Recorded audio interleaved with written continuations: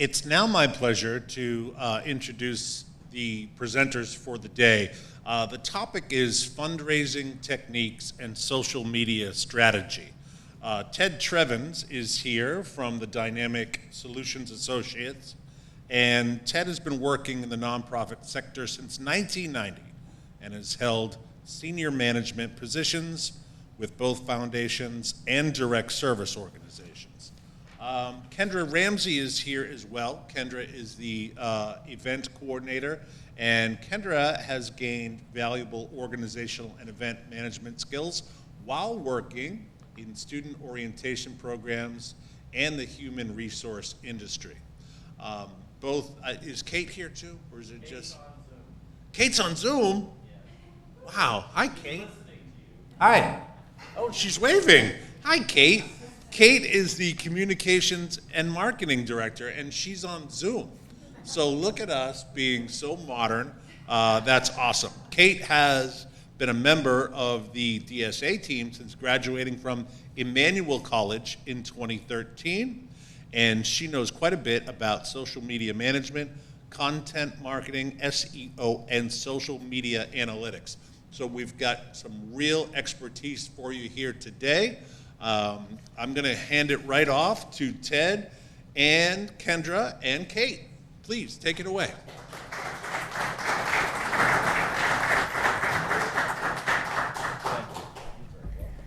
So okay. Are these microphones on? Can people hear us if we sit here? I hope so. Okay. Bear with us as we get our slides going. So we're very, whoops. Wow. Is that too close or too far? Because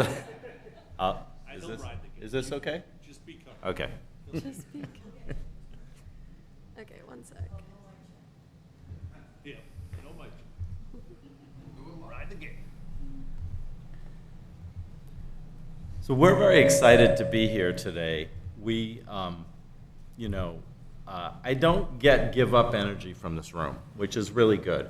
And the fact that you guys are thinking proactively about different ways to raise money is an excellent place to be.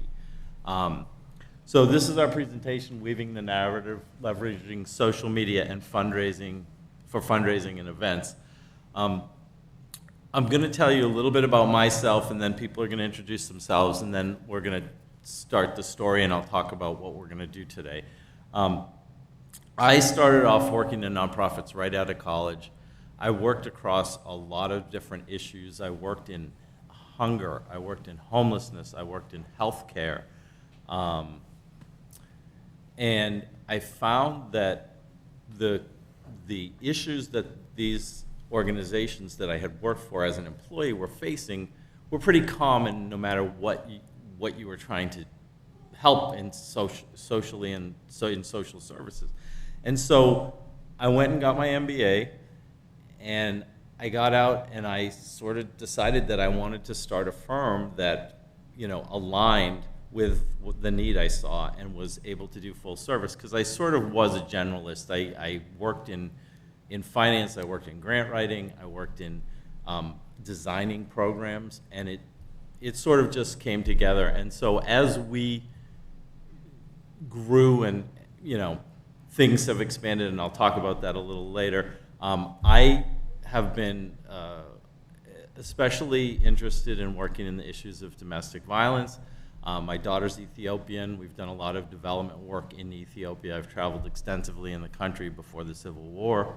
And I'll let Kendra, and then hopefully Kate will be able to tell a little bit about herself too. Great. So, hi everyone, my name is Kendra. I'm the events coordinator here with DSA. I got my Bachelor of Arts in Psychology, and I kind of use those principles to kind of influence what people are thinking when they're attending events and how we can get them primed to donate, because all of my events are fundraisers. So we've done kind of a wide range of events since I've joined DSA, anywhere from a gala with 500 people to a donor appreciation dinner with 30 people. So very happy to talk more about events today and kind of see what we can have you take away and kind of what it looks like to use digital marketing and social media to promote events to a wider audience. Great. Let's see if we can get Kate on here. Hello, everyone. Can you hear me? You good? Okay, wonderful. Hi, good morning, everybody from Mexico. My name is Kate Murphy. I've worked at DSA since 2013, so I've been there quite a while now. I'm the Director of Marketing and Communications. So I handle all things email communications, social media, anything digital strategy. And it's a really interesting time to be in the social media sphere because a lot of things are changing and we have a lot of new apps, and all of the apps that we were using before, Facebook, Instagram, the whole Meta platform has changed so much and is ever evolving. So it's a really exciting and sometimes can feel a little stressful time to be in the social media world, but I'm hoping that we can make it really achievable and a lot easier for you to focus on a few different things. And you'll hear from me today via a pre-recorded presentation, but I will be on the whole time and I'll be available at the end to answer questions.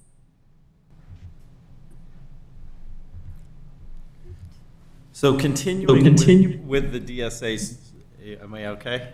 With the DSA story, we started in 1999 as an organization, and at the beginning it was just me. And for the first 7 or 8 years, we did primarily grant writing, because that's what the clients that we were working with needed. And then,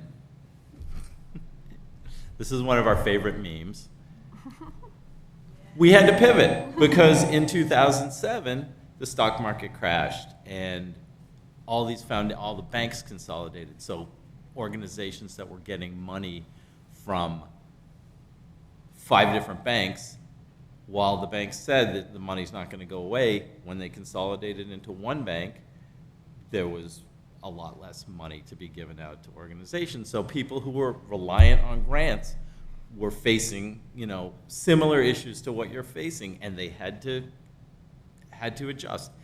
And not everybody makes it, but the people who plan in advance, what we found is our clients that had strong individual donor bases didn't have as much concerns as people who were relying on grants. So this whole pivot thing, it's happened a number of times. In about 2013, 2014, Kate can tell you, and she will tell you later, all of a sudden we were like, oh, social media is becoming a thing, and like, how can we use social media in what we're doing? And we were, I'm very happy to say it wasn't me, because I'm not of that generation, but Kate really pushed us in a direction to get, to maximize everything, and we'll talk about that a little bit later. And we're constantly, COVID. We went from having an office to all being individuals, and that's why, like, we're not going to help you any on your being behind time, because once we get out, we really like to talk, and we have a whole lot to talk about. So what we do, we have integrated into almost every aspect, digital strategy, marketing on social media, using Constant Contact, using all the different platforms to maximize our clients, the income for our clients. And we work across a number of different issues. So you can go to the next slide. So what we're going to do today is we're going to go through, Kate's going to go through social media best practicing and the fundraising tools in social media. Oh, sorry. My bad. Then Kendra's going to talk a little bit about peer-to-peer fundraising, advertising events. We're going to do a few different brainstorms, and then we're going to have some time at the end for questions. And I think you're having lunch after this, and we're happy to hang around if people want to talk to us individually too. We love talking about this. We love what we do. We're very excited and energized by being in a room full of people who are interested in learning about things. I think the first thing we're going to start off on, we're going to do a quick brainstorm, and like just to get you guys thinking in the social media context. We want everybody, can you tell them what they have to go into our Instagram story? So we're gonna, put you guys to the test immediately. So for this activity, we're asking you to write a short headline of 10 words or less that captures the essence of your organization's mission. So really think of this as kind of your social media elevator pitch. How many or how few words can you use to describe what your organization does? And then we've put a question up on our social media, our Instagram story, for the place for you to submit that answer. So we'll give you just a second now. And we'll be kind of posting those later. So if you wanted to check back later today, we'll post some examples of some that we got submitted. And if anybody wants to share, Yeah, if anybody would like to share, you're more than welcome to do so as well. we'll give you like a minute and a half. And this is a test for you because you should be able to do this really quickly and know about your organization, be able to express it to people, because that's what you want in terms of when you're talking to people who could potentially be donors. You want to get to them in and out quick. This is why I'm passionate about this organization. This is what we do, and this is why you should support us.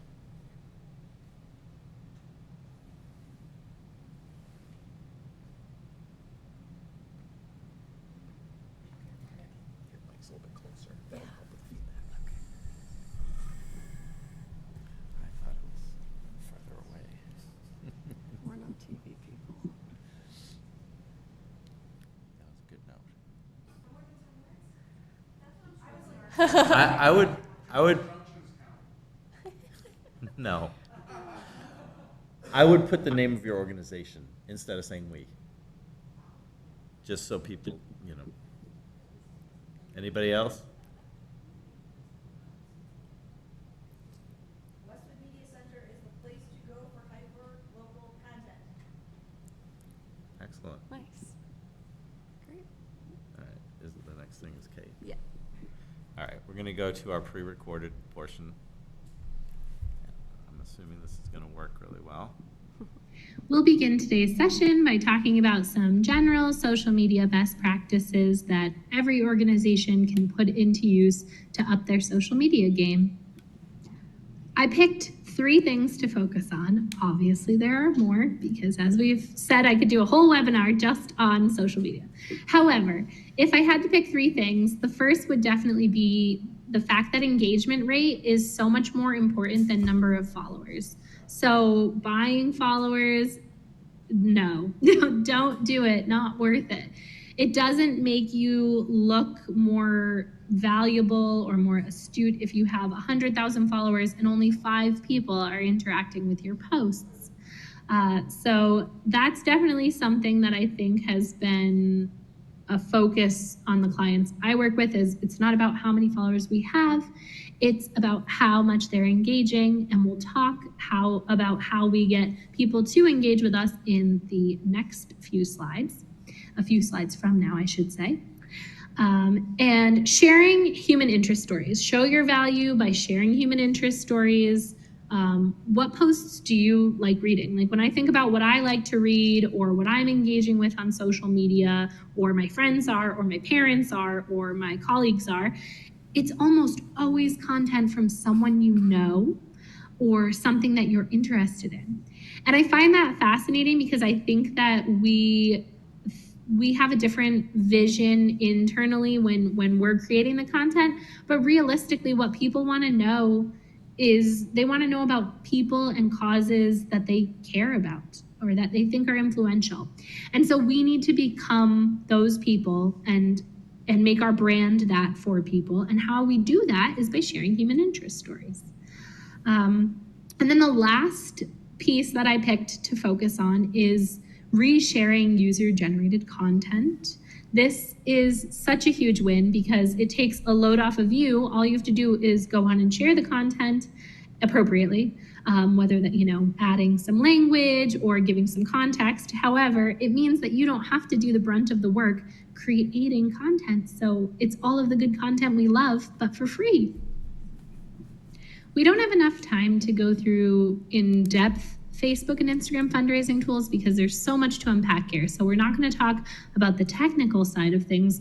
We'll talk a little bit about some ways that you can leverage these free-ish tools, and I will answer some frequently asked questions. Facebook and Instagram fundraisers are great tools to leverage for campaigns, especially those like Giving Tuesday, or for events, perhaps, a race, or asking people to do some sort of challenge. We've seen the most success with the peer-to-peer fundraising tact or dollar-specific campaigns or some combination of the two. So one example would be for Giving Tuesday, asking people to raise $200 to provide 1 week of food for an animal shelter, or asking people to get 20 of their friends to donate to support their race. One of our clients actually leverages this tactic. It really leverages fundraisers both on Facebook and Instagram for social media. And last year we had, I think it was 20 fundraisers, Facebook fundraisers that raised more than $10,000 to support our Giving Tuesday campaign. The other benefit of this is while you do have to really encourage people to do fundraising and make sure that your tools, your Facebook fundraising tools on the back end are set up correctly, it's so little work once you get the ball rolling, because you don't have to manage the fundraiser. It kind of becomes self-sustaining, and people are in the peer-to-peer fundraising aspect are asking their friends and family and community to donate to you. That does bring me, though, to one slight issue, which is more just something to consider, is reporting. So you can download donor reports, which you may know if you've used fundraising tools before, but they are subject to the donor's privacy settings. This means that you won't probably, like the likelihood is 99% likely that you will not be able to collect all full addresses and emails of all of the people who donate to support you. So this is a consideration when you're deciding when and how to leverage Facebook fundraisers and Instagram fundraisers, because you're not going to be able to retain those donors. Obviously, when we're doing bigger scale events, like when we're doing a road race, let's say, for the organization, we actually want people, we prefer people to give through our website that we've created. If you've ever used a fundraising platform of that nature where people can create their individual page and take in donations, it's preferable to have people take in donations that way, because then you're able to capture all of the donor information. So you can get their email, you can get their mailing address, you can potentially collect their phone number, and you'll have accurate names, not just their Facebook names. And by having this information, it really sets you up to do sustainable fundraising and to make sure that your events in the future, you can reach out to these same individuals. They are now part of your mailing list. And that brings me also, when we're talking about Facebook fundraising now and then, fees and donation receipts. So as of October 2023, all donations are being processed through PayPal Giving Fund. Prior to 2023, all of the donations that came in, you got the full amount that was donated to you. Now they are taking fees. So the PayPal Giving Fund fees are approximately 2% plus 49 cents per transaction. It's not a huge amount. So it's still great that they're not taking 9% like some other fundraising platforms do. However, it is something to consider. One of our clients sometimes takes in $90,000 a year through Facebook fundraising. And so that does have an impact, but again, I don't think that is a big enough deterrent to not use these free tools. A question that we get asked pretty often is, I didn't get my receipt from the organization. Why didn't you send me a receipt? And that's because donation receipts are actually generated through PayPal Giving Fund. So PayPal Giving Fund will send a tax-deductible receipt to the donor.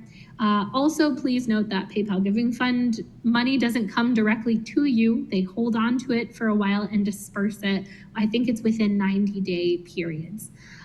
So that is also something to consider. If you need the money more immediately, PayPal Giving Fund is not going to release it. So you're taking in money through Facebook fundraisers is not instant cash. It's something that'll come around in 3 months or so.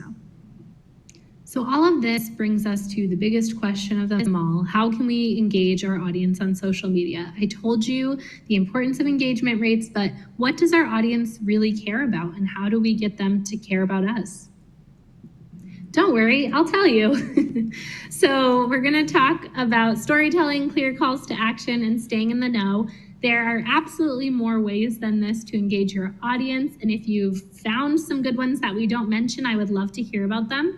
So you can either DM us on Instagram, or you can bring it up today at the end of the session, and I'm sure it would help all of your colleagues in the room as well. But the buckets that we're going to talk about are the things that we've really seen work for, regardless of what the organization is focused on. These are the ways that we can get people engaged. Storytelling, and this kind of runs through all of the others because it also has to do with brand voice. It has to do with how we are presenting ourselves to the community, but sharing success stories, so important. I mean, we probably already do this in our appeals, perhaps in our newsletters, in some of our print campaigns or our bigger campaigns, but that's not enough in today's day and age, honestly. We have so many people that we're helping. So collecting these success stories and creating a bank of success stories you can pull from is a huge tip here. But sharing the stories of the people that we're helping, sharing volunteer experiences and stories, just letting people connect to the really empathetic human side of the organization, and then also sharing updates, but doing it in a way that reads more like a narrative. Clear calls to action. We're going to talk more about using social media for events, but one of the things that you really have to do here is position the audience as the ones who are going to benefit from your call to action. So calls to action could be asking people to attend an event, asking people to volunteer, asking people to donate. We want to make sure that these asks are clear and concise and reflect what value the person engaging is what value add your organization is giving to the person. So you can see an example here. Connect with your community when you sign up to volunteer, and pick the dates that fit your schedule. So you can see that it's giving the benefit of connecting with your community to the person who's reading this, and also it fits in their schedule. We're being flexible and giving them choice. Staying in the know. So this is an interesting one because you could take it a few different directions. You could share resources. You could turn some stats into infographics, perhaps. And that really makes you a thought leader in, whatever issue you're working in. You can do some behind the scenes, which again pulls into kind of storytelling, but really lets people know more about your organization and how you're operating. And then you can also just share some happenings or things that are upcoming if you're, planning capital campaign or, actively have launched a capital campaign. You could share building updates, things like that. But again, we always want that kind of narrative thread to connect through all of these. And if you find that narrative thread, you're probably also then solid on your brand voice and the way that you're communicating with people and making your brand feel like something and someone people can connect to. Katie is getting me everybody's email, so we will share this presentation with everybody via email. There's also a question on Instagram to collect your email if you wanted to do it that way too. There we go. Great, so next we're going to move into kind of the event fundraising and the digital strategy portion. So I'm going to talk more about all those things that Kate just mentioned, but how you can apply them to your events. So she talked about doing peer-to-peer fundraising and using social media, and it kind of allows you to move through this thread that helps you ultimately gain brand trust. But we'll just start with peer-to-peer fundraising. If you're not using this already, it's something that we highly recommend hosting an event where you can use something like this. So essentially having people who are already kind of connected to your organization using their community and their network to bring new people into your organization and to your mission, and also to build your donor base. So the first part of that is leveraging that user-generated content. So asking those people who are doing fundraisers for you to then share on their social media and post their story why and all of those things, and making sure that they're tagging you. and then you'll get a notification, and then it's so easy to share that content again onto your social media platforms. It is really an easy way to kind of expand to other people's For You pages and their kind of network on social media, but then also get a lot of content for yourself. And you can also make stories of highlighting all of those. Really a lot of opportunities there. And then the next thing is going to be adding to your donor base. So getting those people to actually follow through and make donations to their friend's fundraiser. If they're tagging you, then that's hopefully adding donors and new people to your social media accounts. And then if, like Kate mentioned, if you're using a separate type of website rather than a Facebook fundraiser, then you can collect that donor information, and you can put that into your database, and that has more people that you can reach out to in the future when you do other events as well. And then ultimately expanding your organizational reach. The more people who know about you, the more people who can buy into your vision and help support is always what we're looking for. So expanding that reach by getting your community to reach out to their community. And then the last thing, obviously, is building that brand trust. So I know I'm more likely to buy a product if my friend has recommended that product to me. It goes the same way with this. If a friend of mine is really into supporting a certain organization and they share their story of why it's so important to them, it's like one step easier for me to then buy into whatever that vision is, and just building trust by using the trust of your peers. And that's one of the reasons that we did that first exercise, because in order for all these other people to know, the quick, passionate story about your organization, you need to know it. And you need to know it and be able to say it just like elevator pitch. Mm-hmm. You got 30 seconds to talk to someone. What's the most important thing? Great. Perfect. Next, we're going to go into advertising events and just some of our pro tips with advertising. My most important one is consistency. That's my kind of what I'm reminding clients of all the time. And it goes beyond just your digital strategy and, making sure that you're consistent with reaching out to people. It's also developing a consistent brand with your events. So I think a lot of times people just don't really think about the brand of the event. They're thinking about their overall organizational brand. But I would encourage you to kind of sit down and really think about what is the event's brand, and using those same color schemes, those same images.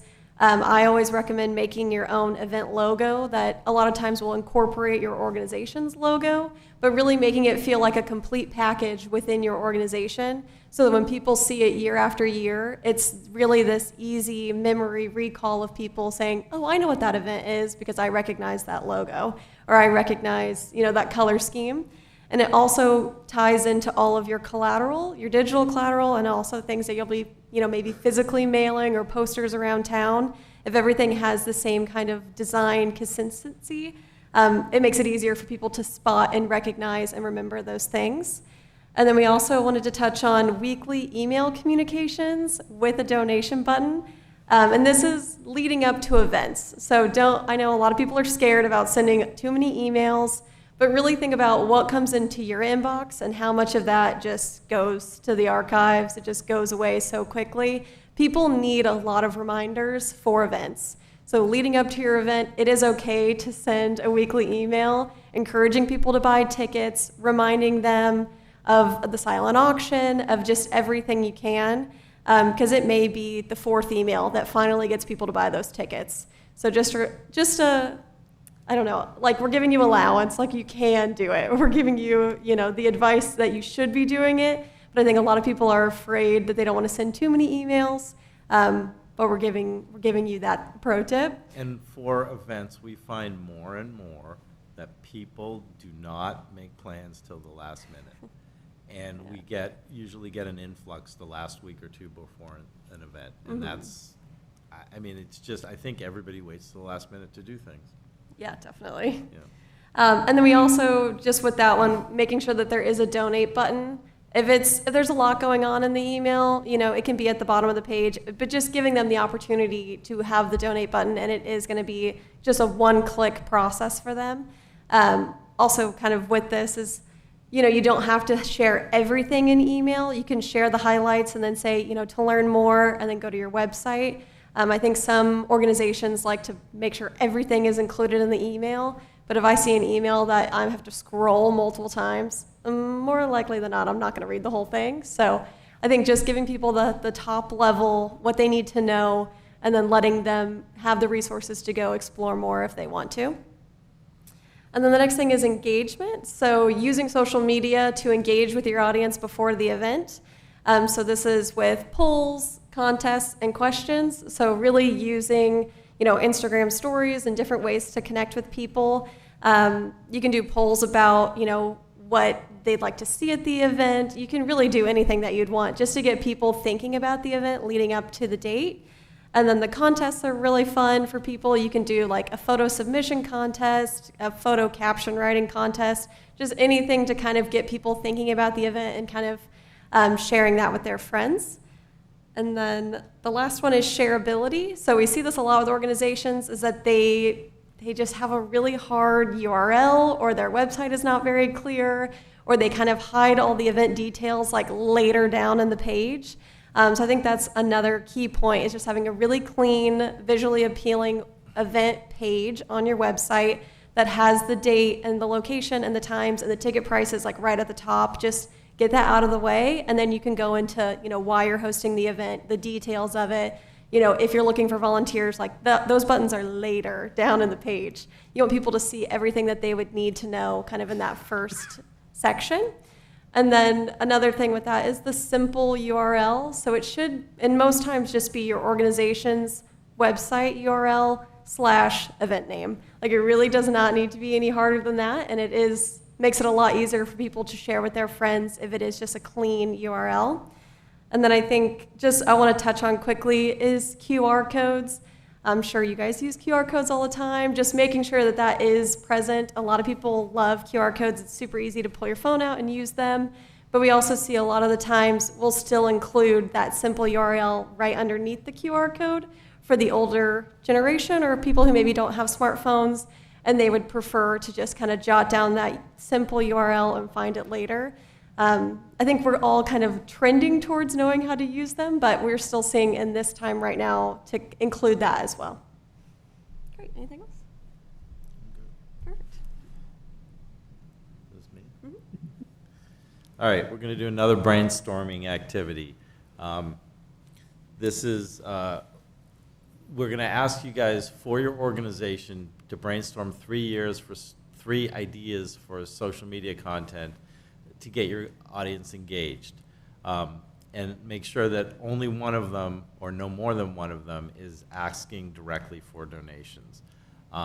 Describe how each campaign will benefit your organization, and if you have time left, draft the content for the posts. So we'll give 5 minutes? Yeah, we have an example too. Oh, go ahead. Yeah, so we have an example of a fake animal shelter or a rescue. So the idea was to create a post asking our followers to rate the organization on Facebook, and then the benefit or the why we would do that is because it'll build brand trust. So I'll just read this to you quickly, but the post would read, "Hi, animal lovers. We love being a part of your lives, and we hope you feel the same about Cat Dog Rescue. If you want to share the love, please do us the honor of writing us a Facebook review by clicking the reviews tabs at the top of your Facebook page. Your review will let other people know that we are a great place to find their forever friend." Great. Kate loves puns. Great. So we'll go back to this page if you need to refer to it. But yeah, you're just thinking of 3 different things that you could use for social media content where only one of them is asking for a direct donation, and then you need 2 other ideas of what you're going to ask your audience for. And using things like those puns, gets people's attention. So we're always looking for ways to make sure that the engagement is different than other people. Mm-hmm.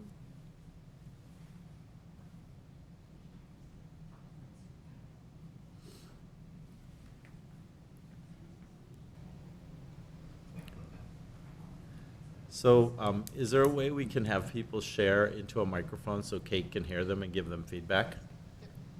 Oh, he has an audience microphone. Okay, excellent. Tell us your favorite local story today. It could be your favorite local business, what's going on in your neighborhood, or your favorite person in the town. I love that. What did you write what you think the benefit will be? Because it'll engage them, and we'll go out and we'll film your story. Wonderful. Okay, I love that. So it serves kind of a dual purpose and helps you generate more content in the future. Absolutely. Incredible. Great, great idea.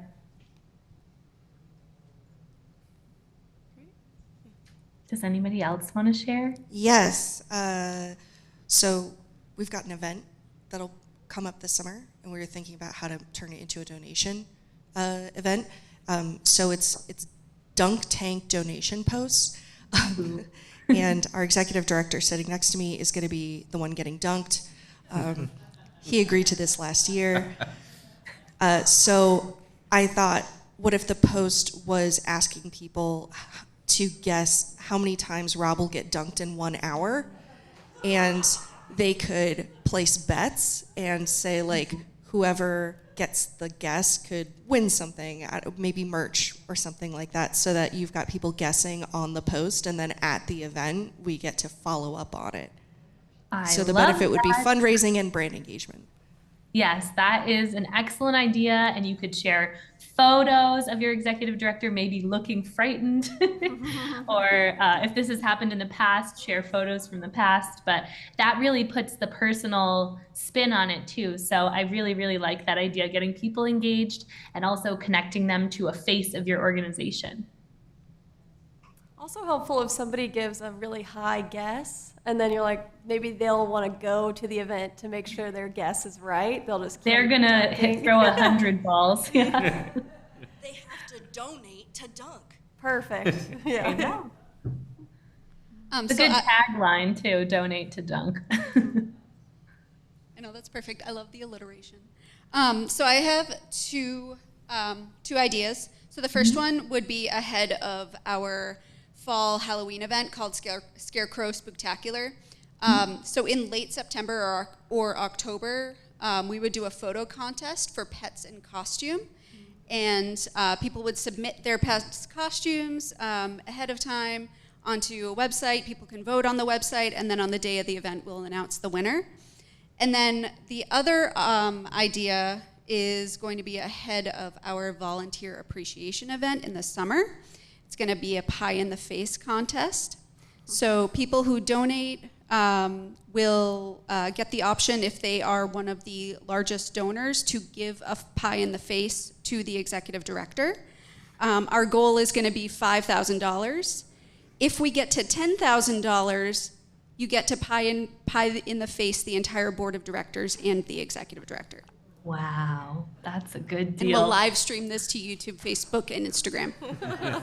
Perfect. I love that. These are so creative. It's really making me want to attend all of your events.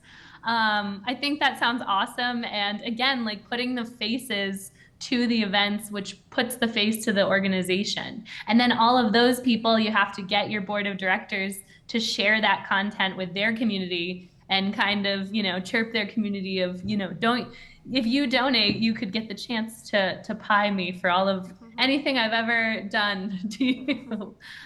So yeah, it's really great for the peer-to-peer aspect of that too, of sharing it out outside of maybe your potential community that you already have. Anybody else?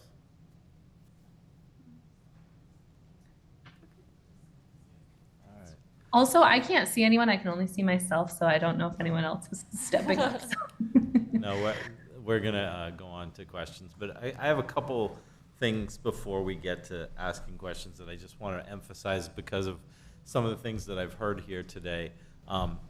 It's never too late to start a fundraising campaign, and I think that, like, for a lot of people, like, we're going back to pivoting, and when you're pivoting from one funding source that you've had for a long time to something that's unknown and necessary and new, the earlier you start doing it, the better. So what I recommend is that internally you come up with a fundraising plan for the year, and just start. And like the things to think about are how to grow your database, And there's, we gave you many tools today on how to do it on social media, but there are other things. There, having these peer-to-peer events, making sure you get people to sign up, getting all your board to give you 10 names. It can be as simple as that, and have the board do some outreach for you. Whatever you can do. We have, organizations that, we have an organization of a terminal disease that we work with that encourages people to put the organization in their obituary, so you collect a whole new thing, a whole new cohort of names that are related to people who've passed, who've used the organization's services.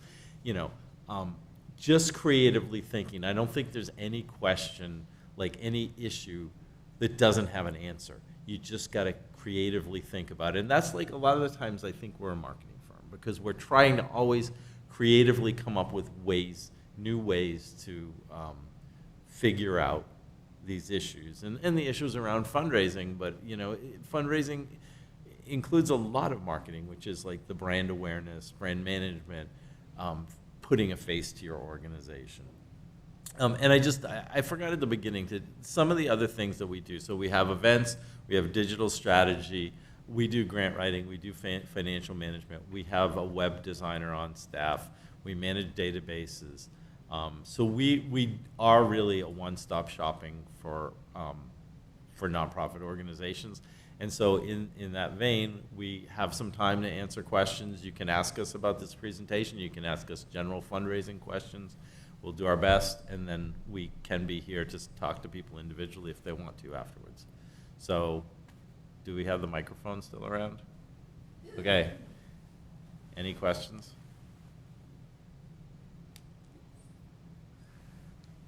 Here, let me put Kate back up. In case she wants to share. Yes, I can see. It was asleep. So a question that came up when a bunch of us were talking together, getting coffee earlier, was how do you find local, like, micro influencers in your area, especially if you don't live in like a big city? Do you guys have any recommendations? Yeah. Do you have specific people in mind, or it's just a generic question that you have? So our station, we're in Beverly, Mass.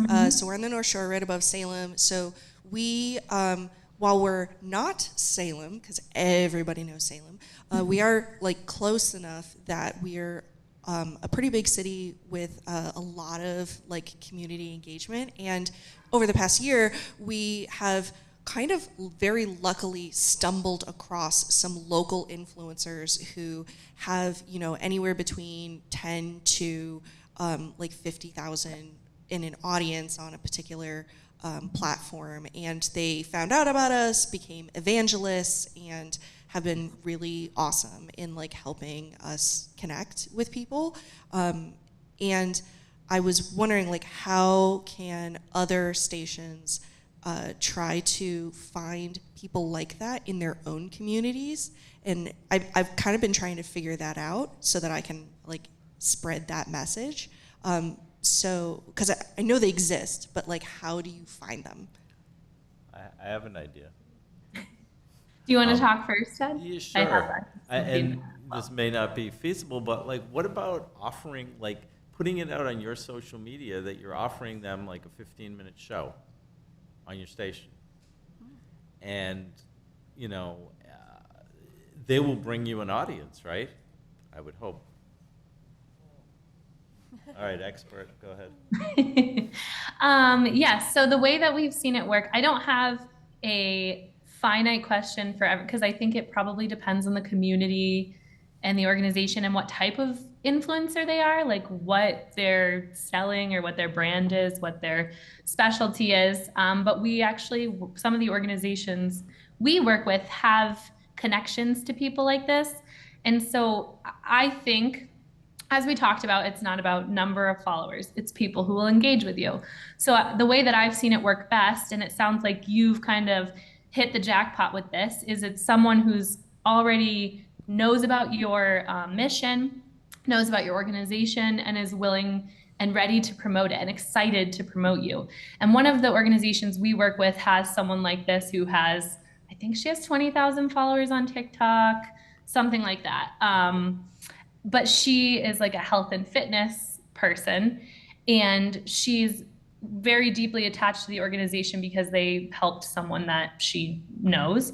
So I think reaching out within your internal community and then asking your community if they have connections to anyone is probably the best way to start. And that requires the smallest lifting, I guess the lightest lifting for the organization, because I think it's a little harder to get bigger influencers. And not only is it harder, like sometimes they want money, they want you to pay them.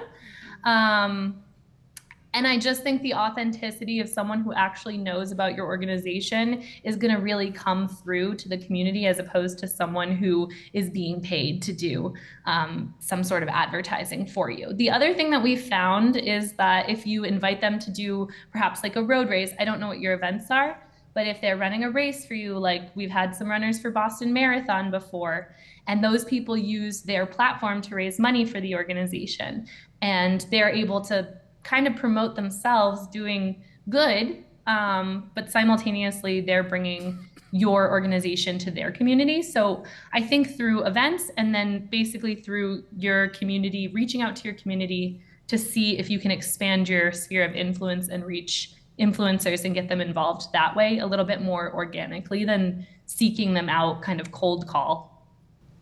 And I think one of the things, and this is true generally for fundraising, is you got to put it out there that you're looking for this. Like fundraising, you've got to ask for money. You've got to like not be uncomfortable doing it. So putting it out wherever it is and saying like, we would love you to get involved with our organization. Mm-hmm. I think just like a personal story, I'm currently apartment searching like in this area, so very exciting. I live in Eastie right now. But my first thing I did was go on TikTok and look up like North Mass apartments, and then there's like 5 different influencers that do like their apartment search, and I'm like, oh, I'm gonna follow this girl, I'm gonna follow this person. And so I think there is a way on TikTok to find people that are hyper local. Like obviously there's gonna be a lot of people, in your case specifically, like reviewing Salem coffee shops, because I've watched like 5 different videos about Salem coffee shops. So I think if you set up the ask on your website, and then maybe if you feel like you aren't getting any bites, then you could find those people on TikTok and say, hey, we're doing this new initiative. Here's the website if you want to check it out. So it's not necessarily cold calling because you're already putting it out there, but just kind of letting those people who are hyper local like know that you are looking. So.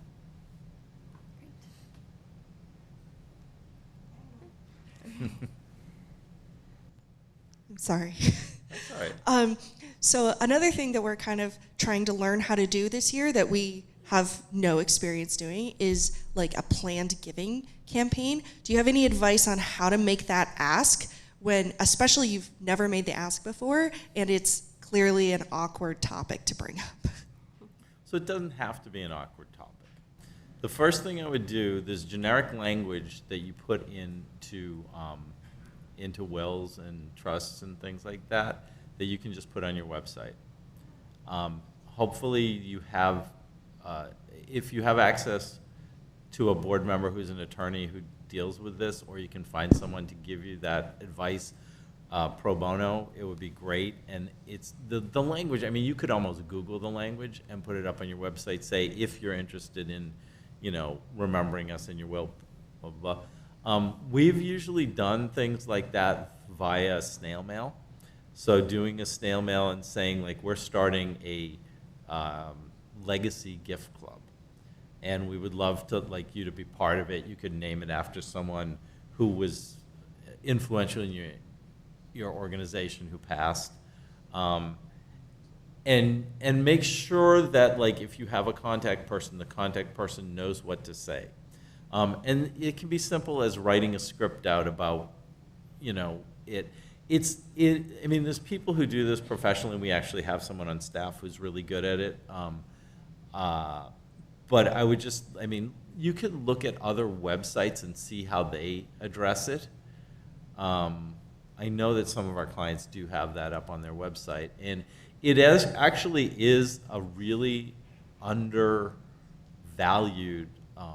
mechanism for funding, because when you do get some money, I mean, it's bonus money that you hadn't budgeted for, and it usually is a large amount of money.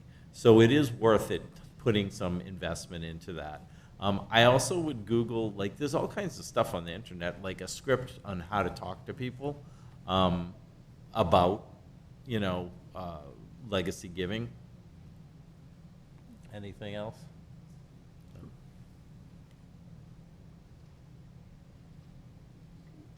Way up here. You can use one of our microphones. Thanks, Seth. Okay, I'm going to preface this by saying I understand this is likely a me problem, and being a man of a certain age and a certain bad attitude, I don't really understand a lot of this.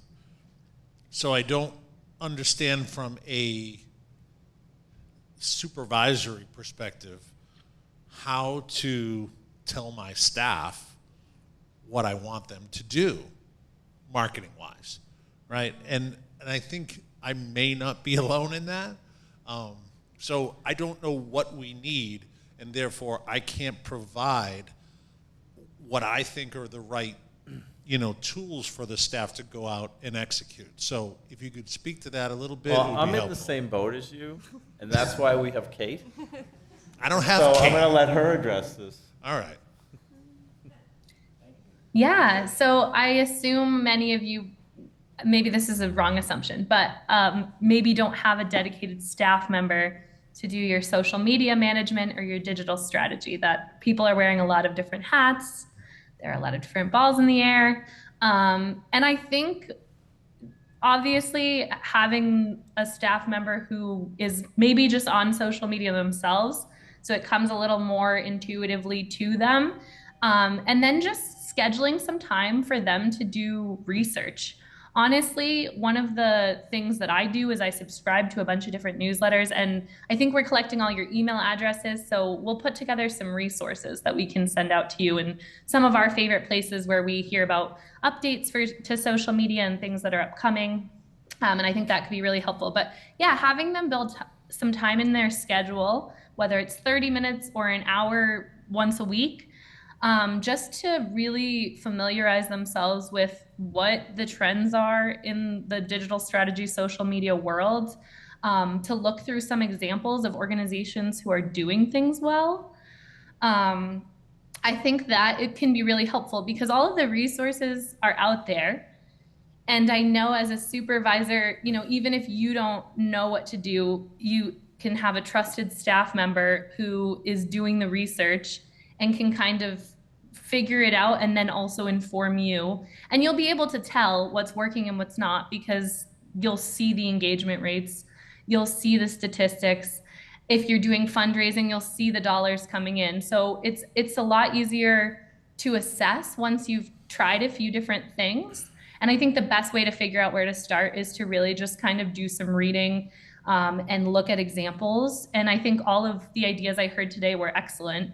And so starting with some of those ideas, like putting the 3 ideas that you came up with today into action, assessing how each one of those is performing, and then moving forward that way. I don't think everyone has to understand everything. It's just one person understanding and then using other people as sounding boards to bounce things off of. I have 2 questions for you, Kate, to follow Okay. up to this. I'm ready. One is, can you tell them a little bit about just the general, what are the newsletters you subscribe to about?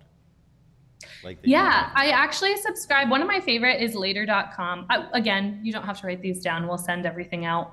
But basically they talk about when Facebook was going to implement the PayPal Giving Fund fees. We knew about that months in advance. And we were able to prepare for that. Not that we really had to do much, but you had to go in the back end and accept the new terms and conditions. And we were able to do that for all the clients who we manage because we knew about it ahead of time.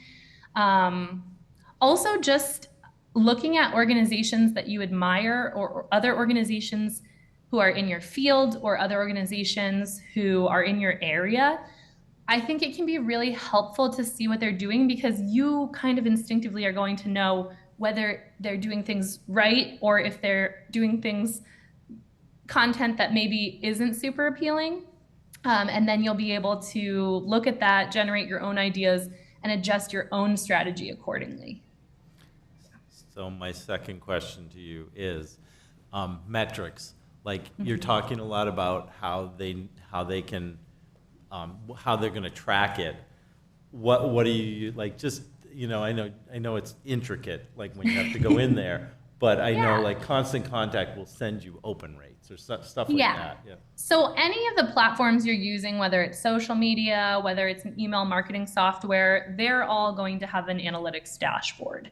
And I know we can get down in the weeds with analytics sometimes, and nobody has time to be going through everything every day. But I do think it's really helpful. I mean, if you're using, let's just use Constant Contact as an example. MailChimp is similar. It has like a snapshot of how emails are performing, and you'll be able to view open rates and engagement rates and click-through rates on all of those and kind of do a comparative study.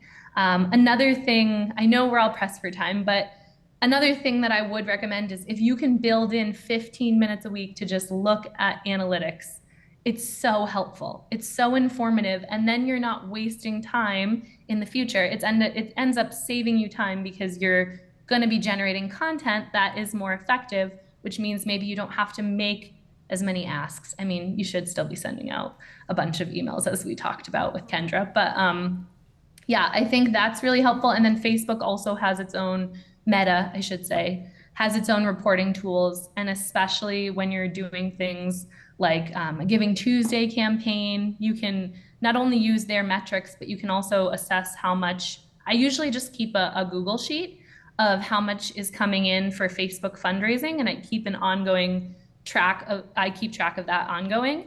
And so you can see how much the target fundraisers were and how much has come in. And then that allows you to assess those numbers as well. That's great advice. Thank you, guys. No problem. Sorry, can I ask a quick question? Yeah. And it's more for the group that's here. Does anybody think that they do this? All right, I'm going to give you choices really well, or is anyone using kind of digital marketing or social media and does a good job with it? Anybody that they think they do a decent job? Because I'd love to look and see kind of what you've done. So if there are a couple of places who think they've kind of have some of this figured out, it'd be really helpful given that we're in the exact same industry. So I will connect with you. All right, thanks. Okay, last question, I promise. So one of the things that I hear around this industry in particular a lot, and that sometimes we struggle with too, is that we have board members who are not used to helping us fundraise, and they're kind of, they don't seem to engage really when we ask them to help us fundraise or share content, and we can't really get them to buy in on helping us with fundraising specifically. Do you have any advice on how to engage board members who are not used to making that ask or being asked to do it? So do you do like a board orientation? No, what's that? Okay. Well, when they join the board, I think that you have to have certain expectations of board members. Some organizations have like financial donation requirements to join the board, but as simple would be represent the organization in your sphere of influence. We need to be one of the top 3 charities that you give to, because you're out there being, representing us. We have to be important to you. We need you to, add X names to our mailing list and promote us.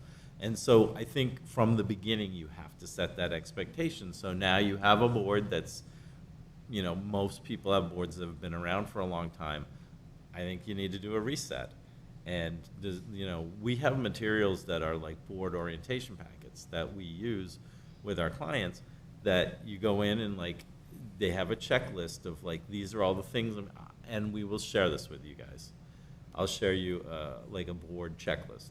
that every board member has to go through and check off like all these different things that are as an expectation to do as a board member. So you got to set the expectation, just like you have to set the expectation with your donors. Like, we're going to consistently ask you for money, and we're going to expect you to give money. Board, we need you to support our organization because you're our front line. So, anything else?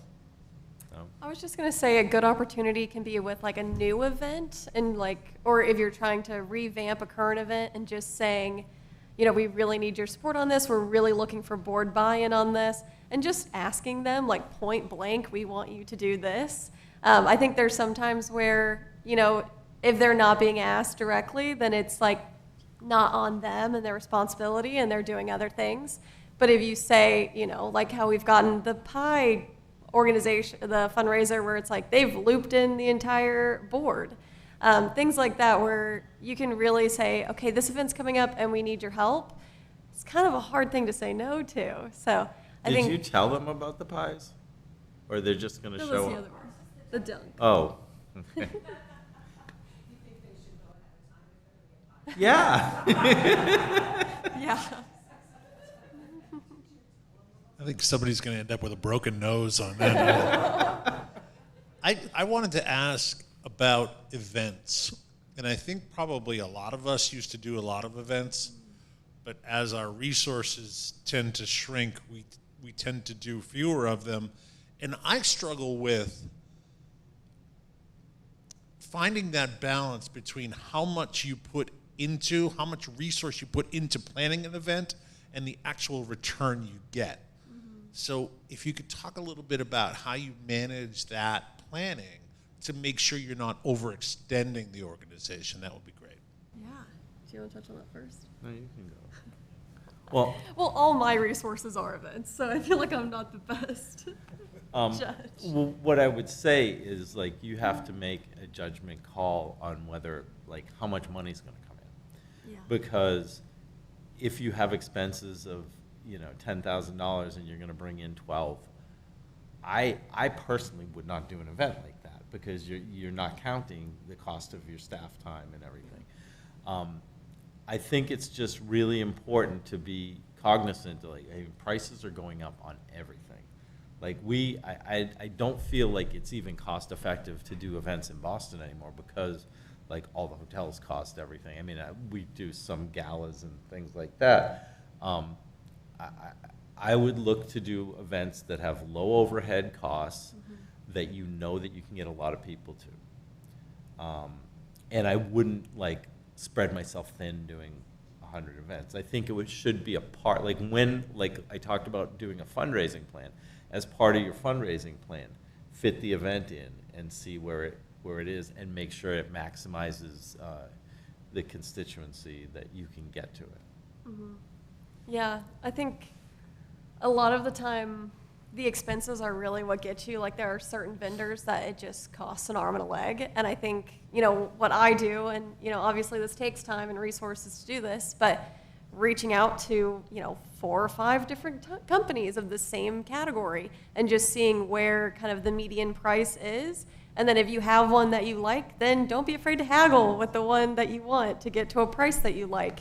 Especially coming from kind of a nonprofit world, a lot of these organizations or these vendors, they're willing to make some kind of, you know, like agreement with you to be a sponsor, and maybe you get $500 off. Like, all of those little things can be really beneficial. And I know we've talked a lot about like peer-to-peer fundraising events, but those are also extremely helpful because that is fundraising that goes beyond, you know, what you're making at the actual event. And that can be really motivating for some people. We have some organizations where they have even like the kids who are running the 5K. They have their own fundraising pages, and those kids are ruthless. They will ask anybody for money, and they have like $5,000, and they're just running a 5K. So I think, you know, that's a good example of, you know, funds can come in from different ways, but then also on the other side, trying to keep expenses as low as you can. To making events kind of worth it, but they are a lot of effort to host. So here's an idea for you guys, because one of the biggest expenses we found at major events is audiovisual. And you guys have expertise, audio visual, like paying for, and the hotels the hotels have deals with these different companies, but I'm sure like smaller events that around the towns that you guys exist in have a need, and that's something that you can make money on, potentially. Yeah, call us. We have time for one last question. I'm going to run down here like a game show host.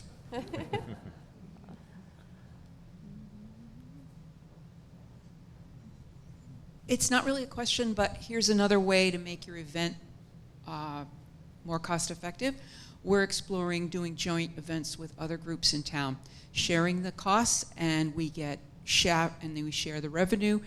And in the case of if we partner with an organization that is part of the schools, we get access to the school's distribution list for all the parents. Otherwise, you can't reach that group.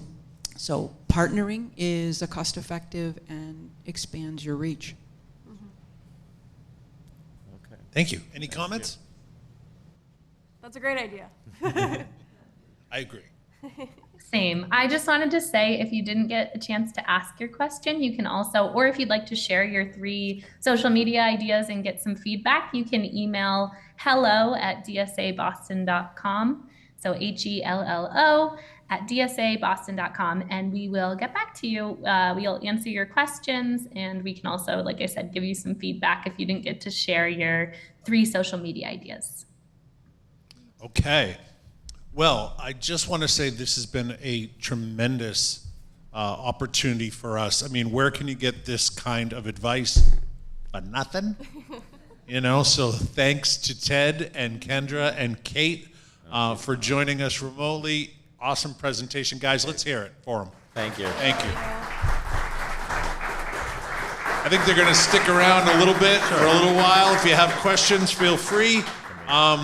I think Katie and Melinda, conspicuous by their absence, are probably picking up food.